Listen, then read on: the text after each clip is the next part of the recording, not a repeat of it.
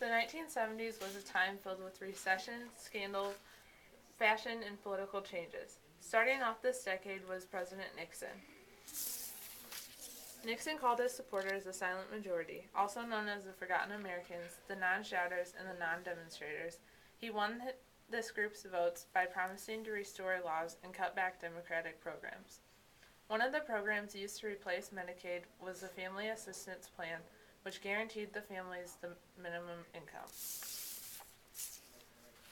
Nixon tried to reverse liberal trends by cutting back on civil rights legislation and appointing conservative justices to the Supreme Court.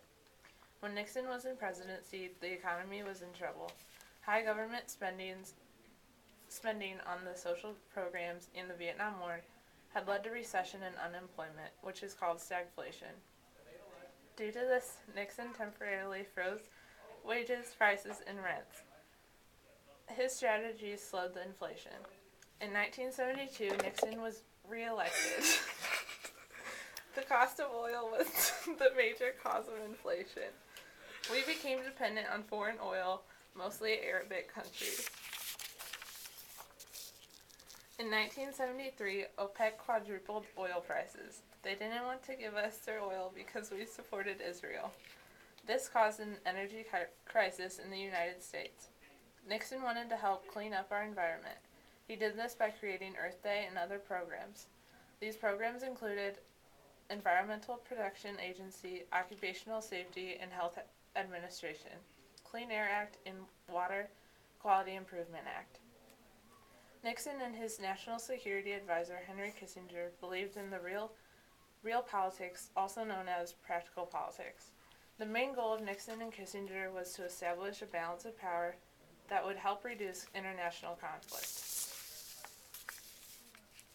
In approach to his belief, Nixon wanted to improve relationships between the U.S., Chinese, and the Soviets. Nixon believed that improving the relationships with China would increase American power in Asia and to decrease the communist world. Nixon and the Soviet leader signed a treaty limiting nuclear weapons. Nixon won by a landslide, but resigned 2 years later because of the Watergate being the biggest scandal since the Teapot Dome scandals. Nixon set up a secret unit called the Plumbers. They were ordered to carry out illegal actions in security. This group included CIA and FBI agents. Nixon did everything in his power to win the election. Known as the Watergate, these criminal activities were attempted to be covered up. The scandals came from the Watergate building in Washington, D.C. Because spies were caught breaking into the Watergate building, these series of events that outraged the public and led to increased calls to impeach President Nixon was known as the Saturday Night Massacre. Nixon resigned rather than face impeachment for his role in covering up. Gerald Ford took office over Nixon. His early presidency caused many citizens to dislike him because of his troubles. He granted Nixon a full pardon. He offered partial amnesty to Vietnam draft evaders and military deserters. These are some of the problems that made public think less of Ford. His troubles only continued. He had problems with Democratic majority in Congress. He threw the country into recession by cutting federal spendings.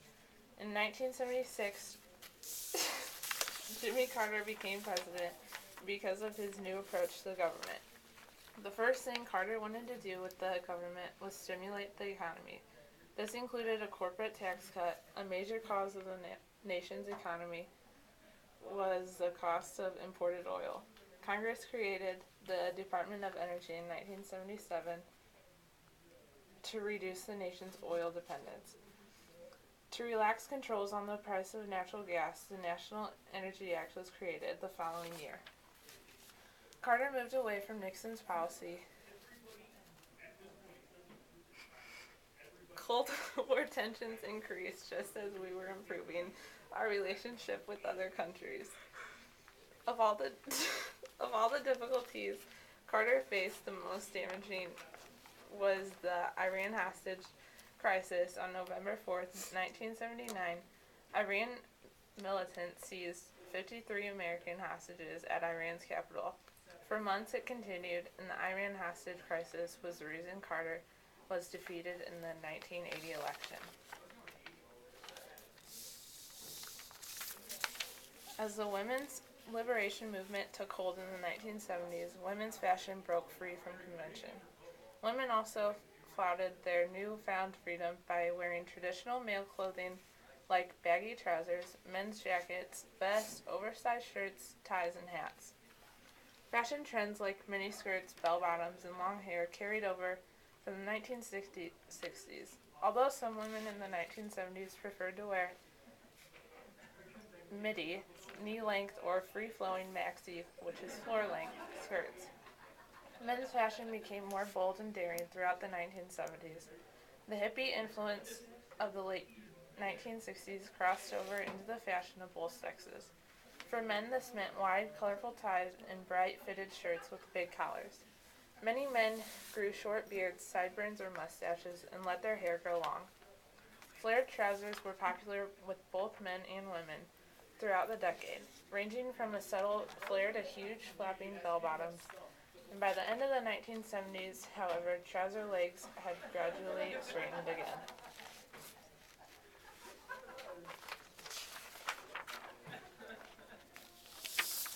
And that is the 1970s.